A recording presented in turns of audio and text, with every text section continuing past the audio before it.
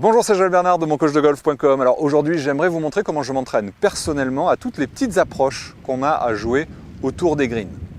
Je voudrais commencer cette vidéo par vous expliquer l'erreur classique, fréquente, qui est commise par la plupart des golfeurs lorsqu'ils s'entraînent aux approches. Je voudrais vous parler des deux principes que vous devez impérativement respecter au petit jeu si vous voulez voir des résultats tangibles lorsque vous jouez sur le parcours. Et enfin, je finirai par vous montrer concrètement comment je m'y prends pour m'entraîner et pour respecter justement les deux principes qu'on va voir. Alors vous l'avez compris, cette vidéo s'adresse à vous si, lorsque vous êtes autour des greens, vous n'êtes pas efficace et vous avez l'impression de gâcher vos points en arrivant par exemple en 1 autour du green sur un par 3 et mettre une approche et 3 putts. Vous vous retrouvez avec un score de 5 alors qu'il vous restait simplement 20 mètres à faire. Ces 20 mètres, vous avez mis 4 coups alors que vous avez mis un coup pour faire 150 mètres. Vous voyez de quoi je parle? Eh bien, et peut-être que d'ailleurs vous vous entraînez, peut-être que déjà vous vous entraînez aux approches mais vous ne voyez pas les bénéfices sur le parcours.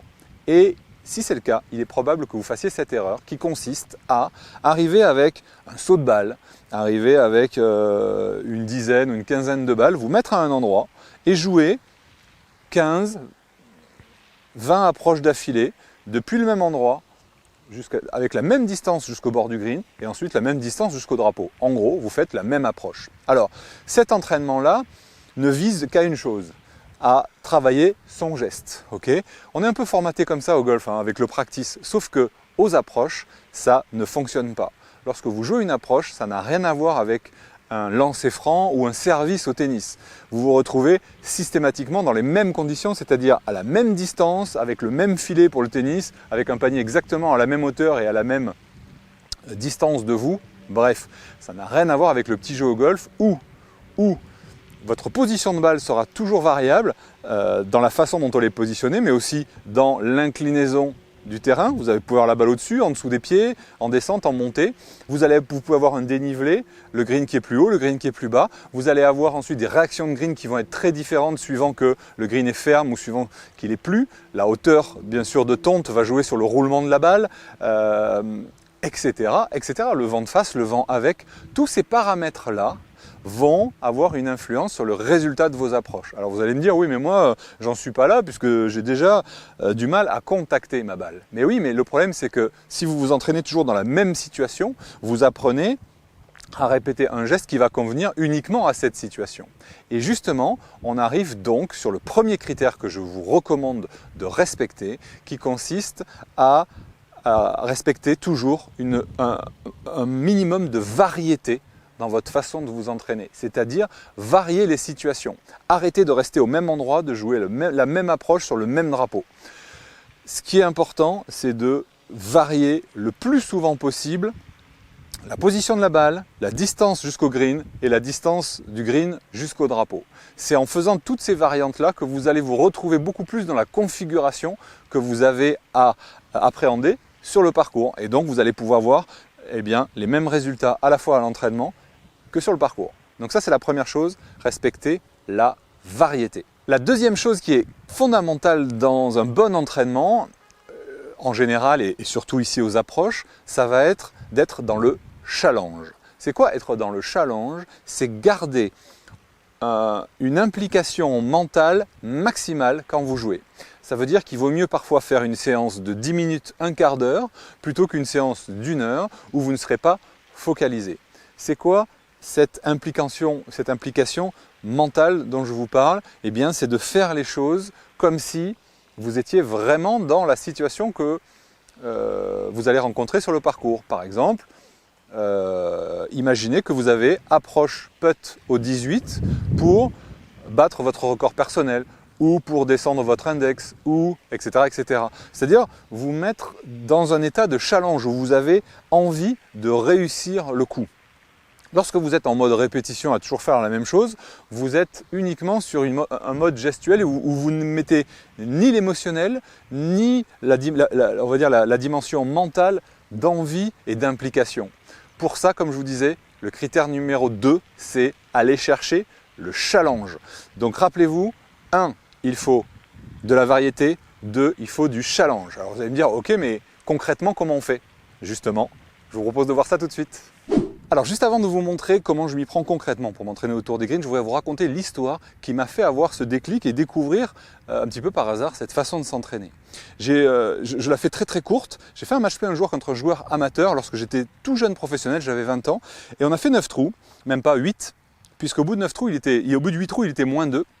Et moi j'étais seulement dans le par, et figurez-vous que c'était assez incroyable parce que j'ai pris 8 greens en régulation et j'ai rentré 0 putt, et lui a pris 0 green en régulation, il a rentré 2 approches. Donc vous voyez un petit peu le truc, je me suis dit mais c'est incroyable, le gars a moins bien joué que moi sur les longs coups, et il se retrouve à me battre en match play et à faire 2 coups de mieux que moi, juste sur son petit jeu. Ça m'a tellement, entre guillemets, écœuré et inspiré, à la fois les deux, que le mois qui a suivi, j'avais la chance d'habiter sur le golf, j'étais jeune enseignant. Tous les matins, je me levais une demi-heure plus tôt et j'allais faire une demi-heure d'approche. Et au bout de quelques jours, j'ai trouvé ce mécanisme qui a été vraiment super efficace puisque le mois suivant, en seulement 30 jours d'entraînement, eh bien j'ai fini second à l'Omnium régional qui était une compétition professionnelle. Voilà, ça c'était pour la petite histoire. Alors, voilà comment je m'y prends pour m'entraîner.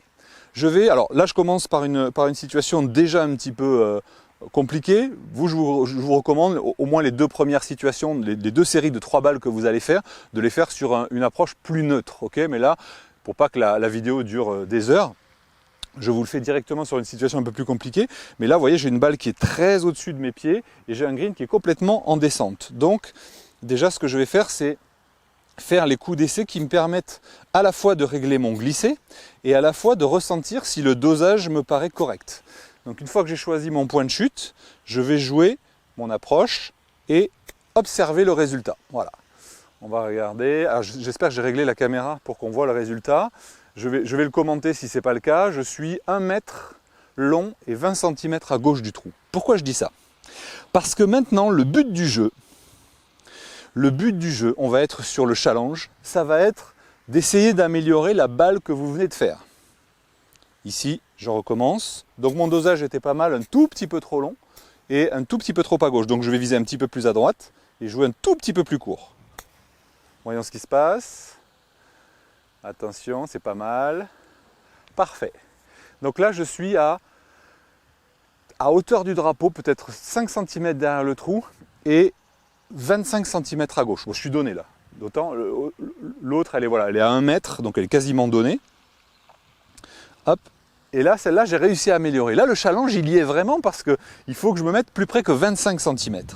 Du coup, à chaque fois, vous voyez, la balle précédente sert à vous challenger pour faire une balle suivante encore plus performante. Attention, est-ce que j'y arrive? Est-ce que j'y arrive? Ah non! Mais je suis quand même à 40 cm du trou. Donc vous voyez le principe. Et au niveau variété, on va voir la suite. Deuxième série, on est là carrément dans la variété. C'est-à-dire je me suis éloigné du drapeau, je ne suis pas du tout à la même distance du bord du green, et j'ai un lie qui est complètement en descente. En réalité, tout est en descente. Mon lie, le point de chute et le green, puisqu'il y a un double plateau. Donc là, mon job, ça va être d'amortir la balle. Et ce que je vais faire, c'est tout simplement ouvrir la face de club pour qu'elle parte en douceur. Et je vais faire comme la première série, essayer de faire la meilleure balle possible en approche. Voilà, donc j'essaie de la faire partir douce, mais c'est excessivement rapide. C'est tout en descente, donc et voilà, ça dépasse. Voilà, donc c'est pas un excellent coup, pas dans la réalisation, mais dans l'analyse, c'est-à-dire que là, je me suis fait piéger par la situation clairement. Je suis 4 mètres trop long, pas parce que j'ai mal joué mon approche, mais parce que j'ai sous-estimé comment la balle allait réagir. Donc, je vais en tenir compte sur la balle suivante, en jouant comme si le drapeau était beaucoup plus court. Et là, je laisse faire la pente, puisque ça descend énormément, les greens sont rapides. On est au Royal Mougins ici, c'est un parcours... Allez, allez, allez. Ah, alors là, la difficulté, les amis, c'est que pour faire mieux que la balle qui rentre dans le trou, je vais avoir du mal. Mais vous voyez, l'esprit du challenge, c'est que là, le challenge, il est de tout simplement essayer de re-rentrer, même si j'avoue que j'ai eu un beau coup de bol là, parce que ce coup-là est super compliqué. Alors, on va essayer de le refaire, on ne sait jamais. Celle-là, elle est plus forte. Celle-là, elle va dépasser. Ok. Donc là, j'ai pas fait le taf. Parce que même si j'ai fait une excellente approche, même si j'ai fait une excellente approche, mes 2 suivantes, je ne vais pas faire approche putt.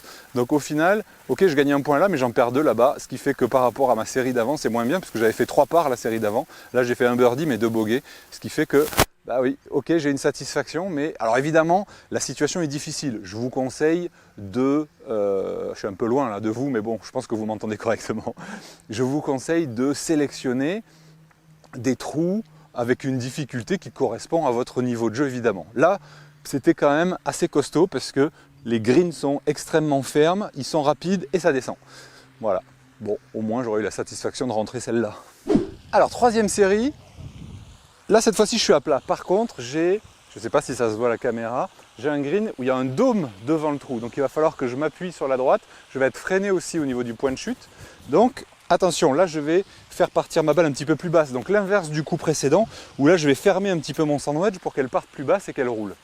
Donc, vous voyez l'esprit, c'est que on est dans la variété, ce qui nous oblige à analyser chaque situation à chaque fois, et on a quand même 3 balles pour faire un minimum de répétitions, mais clairement une répétition productive, c'est-à-dire qui combine à la fois l'analyse de la topographie et de la réaction de la position de la balle, de la réaction de la balle, etc. Et qui vous fait adapter à chaque fois le bon geste à la bonne situation. Et c'est ça la clé, et c'est ça la magie de ce système d'entraînement. Ok, donc là j'ai besoin d'une balle plus tendue, et un petit peu à droite à cause de la pente, et on y va. J'essaie de faire la meilleure approche possible. Ok, c'est pas mal. Elle part à droite. Ah, j'ai sous-estimé la pente, elle est un petit peu courte, et elle a dévié, allez, 3 mètres à gauche. Donc pour moi, pour mon niveau, c'est une mauvaise approche.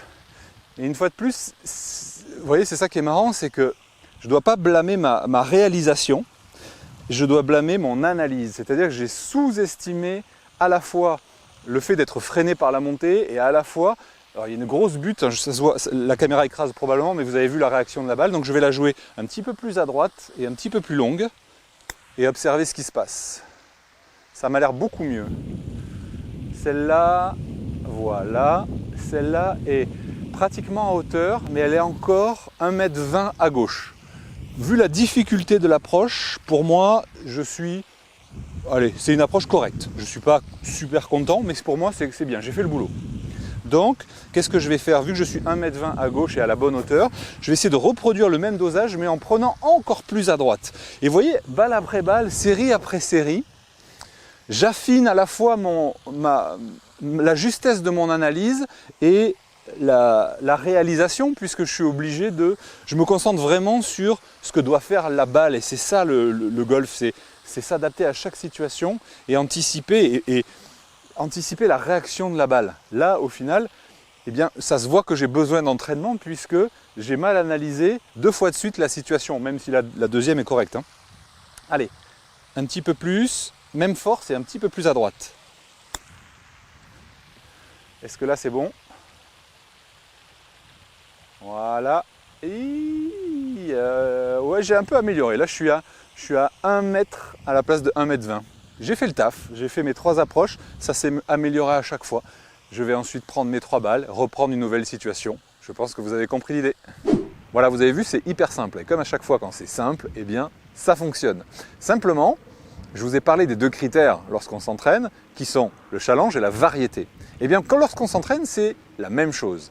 Ça, c'est une super séance d'entraînement qui comprend ces 2 critères incontournables. Mais dans vos entraînements également, il faut varier le type d'entraînement. C'est ce que je fais dans mon programme Laser Practice. Et justement aujourd'hui, pour vous remercier d'avoir suivi cette vidéo jusqu'au bout, je vais vous offrir une séance gratuite, une séance d'entraînement gratuite Laser Practice pour vous faire goûter à ce programme qui a été suivi par des centaines de golfeurs et qui ont aidé des centaines de golfeurs à améliorer leur golf. Eh bien, vous allez pouvoir le tester gratuitement. Je vous offre une séance également sur le petit jeu pour vous donner une 2e version. Comme ça, vous aurez 2 séances d'entraînement pour progresser.